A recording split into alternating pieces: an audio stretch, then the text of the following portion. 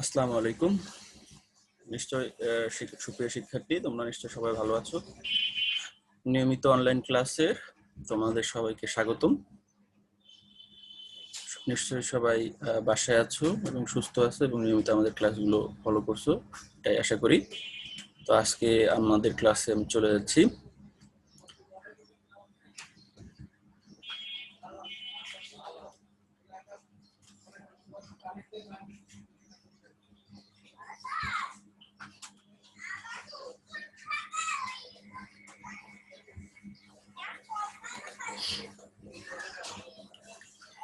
আজকের ক্লাসে সবাইকে স্বাগতম।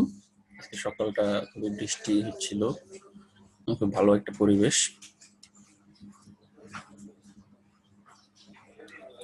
আমার পরিচয় দিচ্ছি, আমি মোহাম্মদ ওমর ফারুক, সহকারী শিক্ষক, শারীরিক শিক্ষা, চাঁদপাই মিসেস মাধ্যমিক বিদ্যালয়।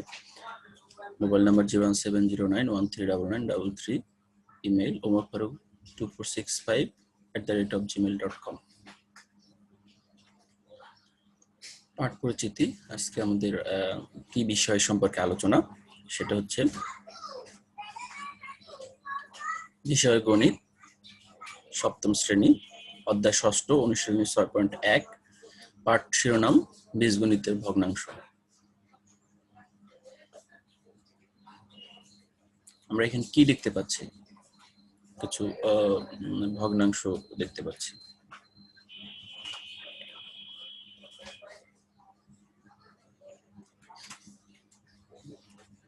ভাগ করা, যেমন ভগ্নাংশ বলতে কোনো একটা আস্ত জিনিস তার আলাদা করা, যেমন একটা আপেল যদি কেটে দুইজনকে দেওয়া হয় তাহলে 2 ভাগ হলো, এরকম ভগ্নাংশ, এরকম ছোট ছোট ভগ্নাংশ। এবং ভগ্নাংশ বিভিন্ন ধরনের হয়, যে এখানে আমরা যেগুলো দেখতে পাচ্ছি এগুলো হলো বীজগণিতীয় ভগ্নাংশ, পাটিগণিতের ভগ্নাংশ। তো আমরা আজকে আলোচনা করব বীজগণিতের ভগ্নাংশ সম্পর্কে। আজকে যে বিষয়গুলো আমরা জানবো, যে বীজগণিতীয় ভগ্নাংশ কি ব্যাখ্যা করতে পারবো, সমতুল ভগ্নাংশ কি তা ব্যাখ্যা করতে পারবো, বীজগণিতীয় ভগ্নাংশের লঘুকরণ করতে পারবো, সাধারণ হর বিশিষ্টকরণ করতে পারবো। এই বিষয়গুলো আমরা জানবো বীজগণিতের ভগ্নাংশ সম্পর্কে। বীজগণিতের ভগ্নাংশ কি? যদি কোনো ভগ্নাংশে শুধু লব বা শুধু হর বা লব ও হর উভয়কে বীজগণিতীয় প্রতীক বা রাশি দ্বারা প্রকাশ করা হয়, তবে তা হবে বীজগণিতীয় ভগ্নাংশ। তাহলে কি? যদি কোনো ভগ্নাংশে শুধু লব বা শুধু হর বা লব ও হর উভয়কে বীজগণিতীয় প্রতীক বা রাশি দ্বারা প্রকাশ করা হয়, তবে তা হবে বীজগণিতীয় ভগ্নাংশ। এই যে আমরা এখানে দেখতে পাচ্ছি যে এটা লব, এটা হর, উপরে যেটা থাকবে সেটা লব, সেটা হর, আর এই যে মাঝে যে রেখাটা, এটা হলো ভগ্নাংশ রেখা। এটাকে যখন কি বীজগণিতীয় প্রতীক, বীজগণিতীয় প্রতীক কোনটি? এই যে 3, 8, বীজগণিতীয় প্রতীক ধারা বা এ বি এক্স ওয়াই, এই যে বীজগণিতীয় প্রতীক ধারা প্রকাশ করা হয়, তখন তাকে কি বলা হয়? বীজগণিতীয় ভগ্নাংশ। তাহলে বীজগণিতীয় ভগ্নাংশ কাকে বলেছে? যদি কোনো ভগ্নাংশে শুধু লব বা শুধু হর বা লব ও হর উভয়কে বীজগণিতীয় প্রতীক বা রাশি দ্বারা প্রকাশ করা হয়, তবে সেটা হবে বীজগণিতীয় ভগ্নাংশ। সমতুল ভগ্নাংশ কাকে বলে? আমরা তখন বীজগণিত ভগ্নাংশ দেখলাম, এবার সমতুল ভগ্নাংশ। বীজগণিত ভগ্নাংশের সমতুল ভগ্নাংশ। কোন ভগ্নাংশের লব ও হরকে শূন্য ছাড়া একই রাশি দ্বারা গুণ বা ভাগ করলে যে ভগ্নাংশ পাওয়া যায় তাই হলো সমতুল ভগ্নাংশ। কি হচ্ছে? কোন ভগ্নাংশের লব ও হরকে শূন্য ছাড়া একই রাশি দ্বারা গুণ বা ভাগ করলে যে ভগ্নাংশ পাওয়া যায় তাই হলো সমতুল ভগ্নাংশ। তাহলে কোন ভগ্নাংশের লব ও হরকে শূন্য ছাড়া একই রাশি দ্বারা গুণ বা ভাগ করলে যে ভগ্নাংশ পাওয়া যায় সেটা হলো সমতুল ভগ্নাংশ। তো আমরা দেখি, এখানে আমরা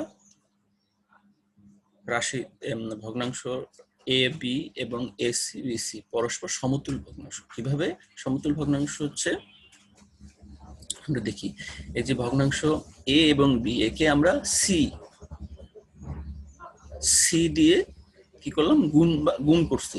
তাহলে সি দিয়ে গুণ করলে হয় কি? এসি, আর নিচে লবকে যদি গুণ করি তাহলে হয় বিসি, তাই এটা পরস্পর কি সমতুল ভগ্নাংশ। এই জন্য বলছে কোন ভগ্নাংশের লব ও হরকে শূন্য ছাড়া একই রাশি দ্বারা গুণ বা ভাগ করলে যে ভগ্নাংশ পাওয়া যায় তাই হলো সমতুল ভগ্নাংশ। তাহলে এখানে ভগ্নাংশ হলো লব হলো এ আর হর হলো বি এবং এদেরকে সি দ্বারা গুণ করা হয়েছে, তাহলে এখানে উত্তর হয়েছে এসি এবং বিসি। তাহলে এটা হলো সমতুল ভগ্নাংশ। এই যে আমরা এটা পেলাম, এটা হলো সমতুল ভগ্নাংশ। সমতুল ভগ্নাংশের মানের কোনো পরিবর্তন হয় না। তাহলে সমতুল ভগ্নাংশের আরেকটা কথা কি, মানের কোনো পরিবর্তন হয় না। তাহলে সমতুল ভগ্নাংশ কাকে বলে? কোন ভগ্নাংশের লব ও হরকে শূন্য ছাড়া একই রাশি দ্বারা গুণ বা ভাগ করলে যে ভগ্নাংশ পাওয়া যায় তাই হলো সমতুল ভগ্নাংশ। তাহলে সমতুল ভগ্নাংশের মানের কোনো পরিবর্তন হয় না। তাহলে আমরা প্রথমে জানলাম বীজগণিতীয় ভগ্নাংশ কাকে বলে, এবার জানলাম সমতুল ভগ্নাংশ কাকে বলে। ভগ্নাংশের লঘুকরণ। লঘুকরণ হলো কোনো ভগ্নাংশের লব ও হরের মধ্যে কোনো সাধারণ গুণনীয়ক বা উৎপাদক না থাকলে এরূপ ভগ্নাংশকে লঘিষ্ঠ আকারে ভগ্নাংশ বলে। যদি কোনো ভগ্নাংশের লব ও হরের মধ্যে কোনো সাধারণ গুণনীয়ক বা উৎপাদক না থাকলে এরূপ ভগ্নাংশকে লঘিষ্ঠ আকারের ভগ্নাংশ বলে। তাই লঘুকরণ কি, যে কোনো ভগ্নাংশের লব ও হরের মধ্যে কোনো ধরনের গুণনীয়ক বা উৎপাদক না থাকলে এরূপ ভগ্নাংশকে লঘিষ্ঠ বা লঘুকরণ বলা হয়। আমরা দেখি যে কোন ভগ্নাংশের লঘুকরণের অর্থ হলো ভগ্নাংশটিকে লঘিষ্ঠ আকারে প্রকাশ করা। তো লঘুকরণ মানে কি, এটাকে লঘিষ্ঠ আকারে প্রকাশ করা, মানে লঘিষ্ঠ মানে ছোট আকারে প্রকাশ করা। লঘুকরণ মানে ছোটকরণ। লঘুকরণের জন্য ভগ্নাংশের হর ও লবকে এদের সাধারণ গুণনীয়ক বা উৎপাদক দ্বারা ভাগ করা হয়। তাহলে লঘুকরণের জন্য কি করা হয়, যে লব ও হরকে এদের সাধারণ গুণনীয়ক বা উৎপাদক দ্বারা ভাগ করা হয়। তাহলে আমরা এখানে দুটো দেখলাম লঘুকরণ কিভাবে করে। কোনো ভগ্নাংশের লঘুকরণের অর্থ হলো ভগ্নাংশকে লঘিষ্ঠ আকারে প্রকাশ করা, মানে ছোট আকারে প্রকাশ করা। আর লঘুকরণের জন্য ভগ্নাংশের হর ও লবকে এদের সাধারণ গুণনীয়ক বা উৎপাদক দ্বারা ভাগ করা হয়। তো আমরা একটু দেখি কিভাবে। এখানে ভগ্নাংশ আছে 4a স্কয়ার বিসি লব এবং হর হলো 6ab স্কয়ার সি। একে আমরা ভাগ করলাম গুণনীয়ক দিয়ে। যেমন এখানে 4 আছে, 4 2 গুণ 2 a স্কয়ার মানে দুইটা a গুণ a, তারপর b c মানে গুণ করা হচ্ছে। বলা হয়েছে যে সাধারণ গুণনীয়ক উৎপাদক দ্বারা ভাগ করলে। নিচে আছে 6, তাহলে 3 দুগুণে 6, 2 গুণ 3 a b স্কয়ার মানে দুইটা b গুণ b c। তো আমরা 2 এবং 2 নিচে উপরে 2 নিচে 2 কাটা হলো, উপরের এ একটা এ নিচের একটা এ কাটা হলো, উপরের একটা বি নিচের একটা বি কাটা হলো, উপরের একটা সি নিচের একটা সি, মানে যেভাবে এটা ভাগ করলো মানে কাটাকাটি করা হলো। তাহলে থাকে কি উপরে 2a 2a আর নিচে থাকে 3b 3b।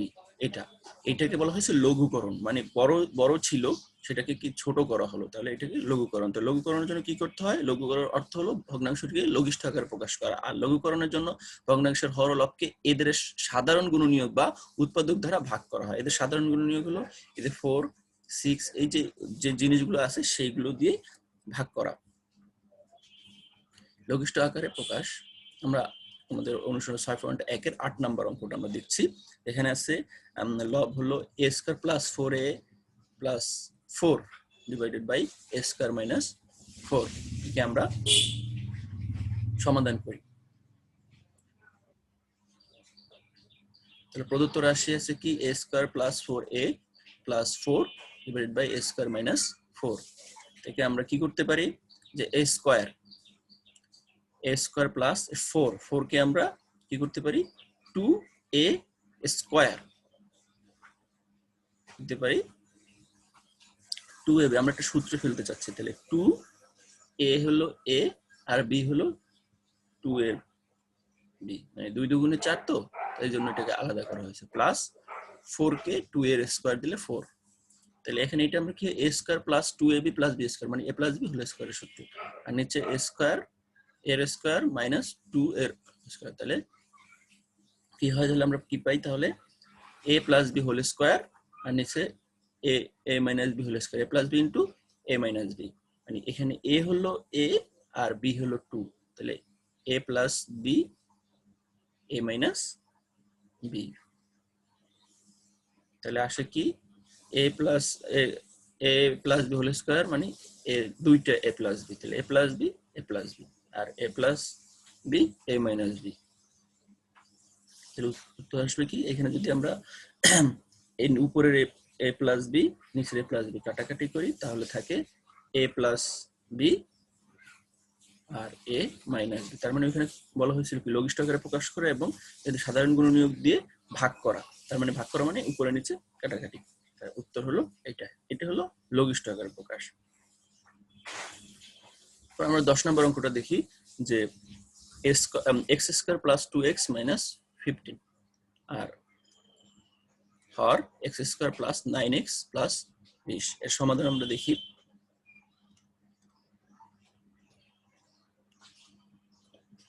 প্রদত্ত রাশি যেটা দেয়া আছে সেটাই। তাই এখানে আমরা কি করতে পারি যে অঙ্কটাকে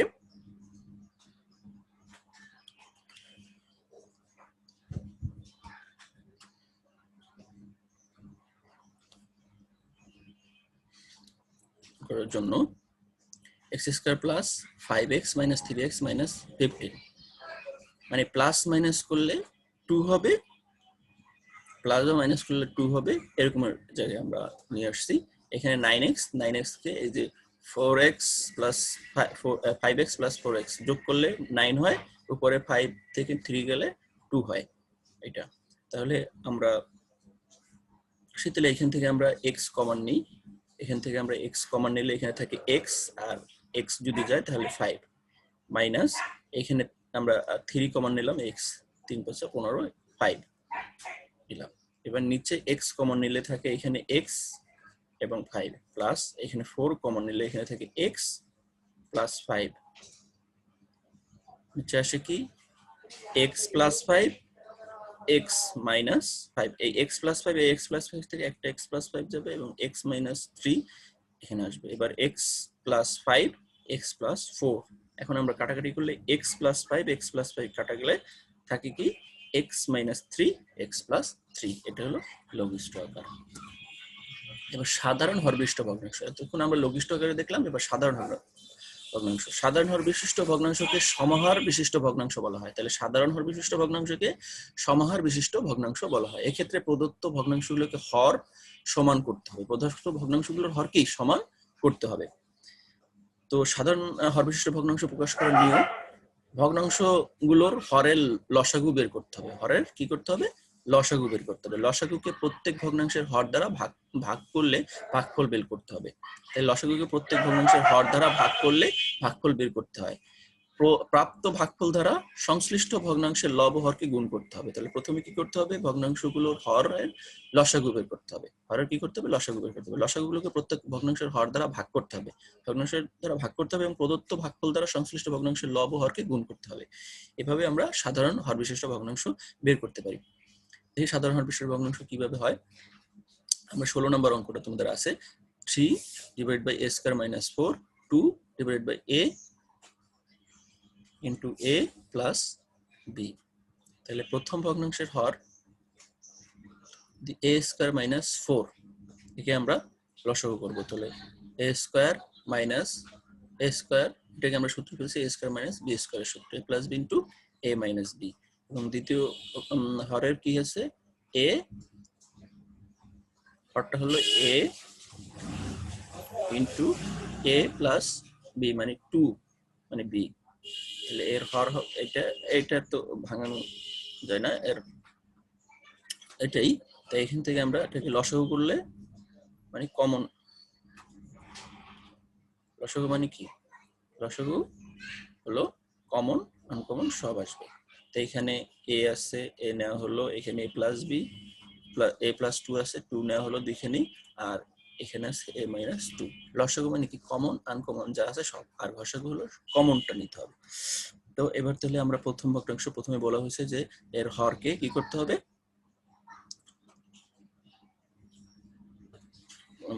লসাগু করতে হবে। সেই লসাগুকে লসাগু থেকে দুইটা লসাগু থেকে এবার হরকে ভাগ করতে হবে। তাহলে আমরা এই প্রথম ভগ্নাংশ বসালাম 3a square 3a square minus 4 এবং 3 কে এর a স্কয়ার মাইনাস এটা সূত্র a plus b 2a minus b, তাহলে 3 গুণ a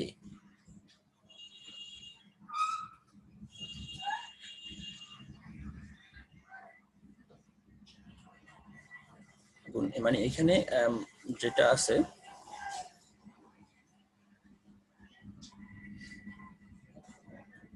এখানে যা আছে যে এই a plus b a minus b আছে, তো কি নেই a, তাহলে a উপরে নিচে গুণ করা হলো 3a a plus b into a minus b, এটা হলো উত্তর। দ্বিতীয় ভগ্নাংশে 2a a প্লাস b, তাহলে কি করতে হবে, ভাগ করতে হবে। তাহলে 2a প্লাস b, এইখানে কি আছে a প্লাস 2 আছে, এই দুইটা আছে, শুধু এইটা নাই, এই জন্য এইটাকে উপরে নিচে কি করতে হবে, গুণ করতে হবে। তো গুণ করলাম, তাহলে 2a